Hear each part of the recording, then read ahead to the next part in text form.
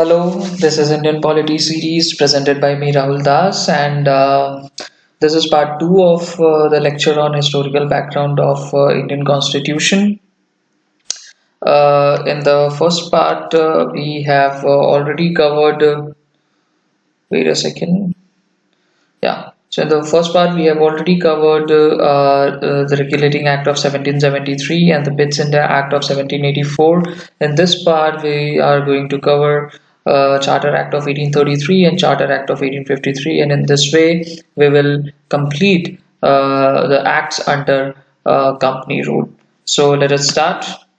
So Regulating Act of 1773 we have completed. Bits India Act of 1784 has also been completed. Now we will today discuss Charter Act of 1833. So this act was the final step towards centralization in British India. So after this act, the British India was centralized previously. So before this act, no, there was no centralization of British India.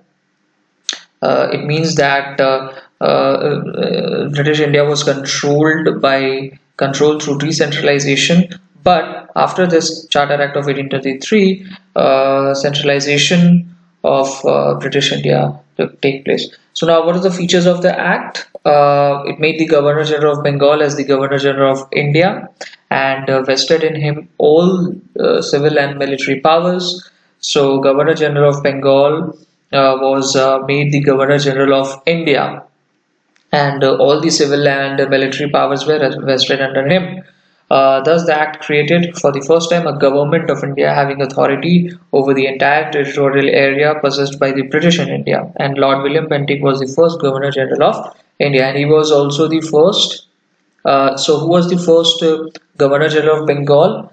The first Governor General of Bengal was Lord Warren Hastings, and the first Governor General of India was Lord William Bentinck. So please try to remember that. Now, the second feature is that it deprived the Governor of Bengal, Bombay and Madras of their legislative powers. So the Governor of Bombay and Governor of Madras lose the legislative powers. The Governor General of India was given exclusive legislative powers for the entire British India. Okay, so clearly we can see that centralization has been done in British India, that the Governor General of India now was given the exclusive legislative powers. It means that only Governor General of India can legislate for the entire British India. The laws made under the previous acts were called as regulations, while the laws made under this act were called as acts. Okay. Then it ended the activities of the East India Company as a commercial body, which became a purely administrative body. So East India Company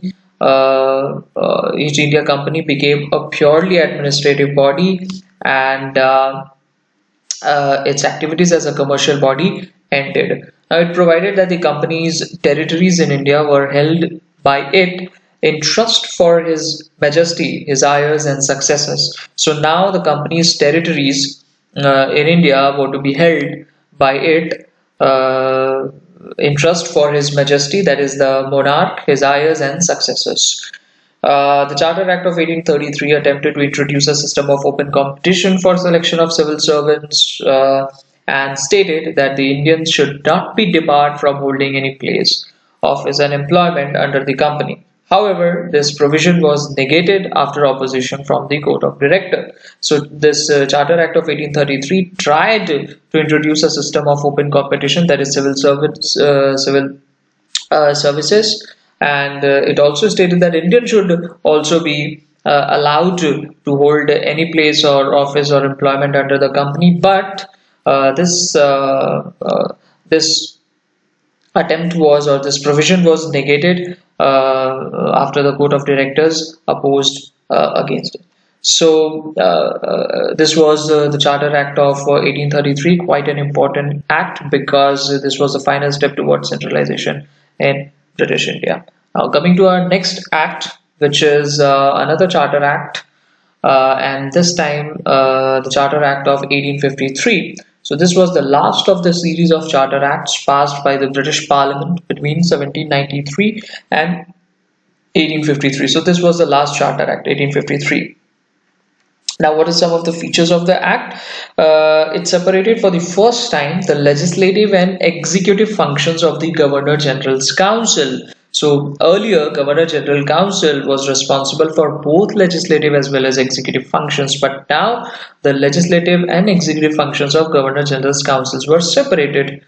It provided for addition of six new members called legislative councillors to the council. So, six new members were uh, added for purely legislative purposes, and this council and they were called legislative councillors. In other words, it established a separate Governor General's Legislative Council, which came to be known as the Indian Central Legislative Council. So now this Indian Central Legislative Council will be responsible to legislate for British India. This legislative wing of the council functioned as a mini parliament, adopting the same procedures as the British Parliament. So it acted just like and it followed the procedures of the British Parliament. So this act is very important with regard to this particular point. Now, it introduced an open competition system of selection and recruitment of civil servants. The covenanted civil services was thus thrown open to the Indians also. Accordingly, the Macaulay Committee, that is the Committee on Indian Civil Service, was appointed in 1854. So, in the Charter Act of 1833, which was the previous Charter Act, it was proposed that a system of open competition was to be held, but it was opposed by the Court of Directors, and thus the proposal was dropped. But in Charter Act of 1853, this the provision of civil servants was made, and it was also thrown open to Indians. And after this act, the Macaulay Committee was formed on Indian civil services in 1854. It extended the company's rule and allowed it to retain the possession of Indian territories on trust for the British Crown. So, company's rule was extended, and company was allowed to retain the possessions of Indian territories on trust for British Crown. So, company should rule India for the British Crown. But it did not specify any particular period, unlike the previous charters. This was a clear indication that the company's rule could be terminated at any time the Parliament liked it.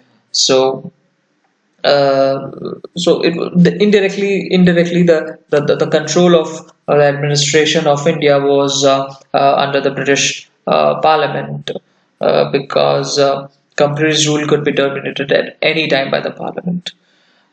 It introduced for the first time local representation in Indian Central Legislative Council. This is important. So, for the first time, local representation was introduced in Indian Central Legislative Council. Of the six new legislative members, which we read here, so of the new six legislative members of the Governor General's Council, four members were to be appointed by the local provincial governments of Madras, Bombay, Bengal, and Agra.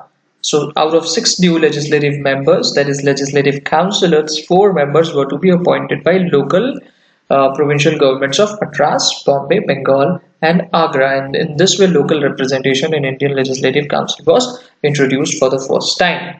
So, this was the Charter Act of 1853, and here we have completed this part of our lecture, that is the acts made during the company rule. From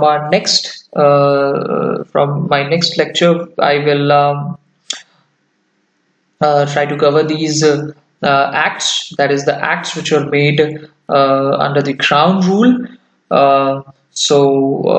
Till then, thank you so much, and have a nice day.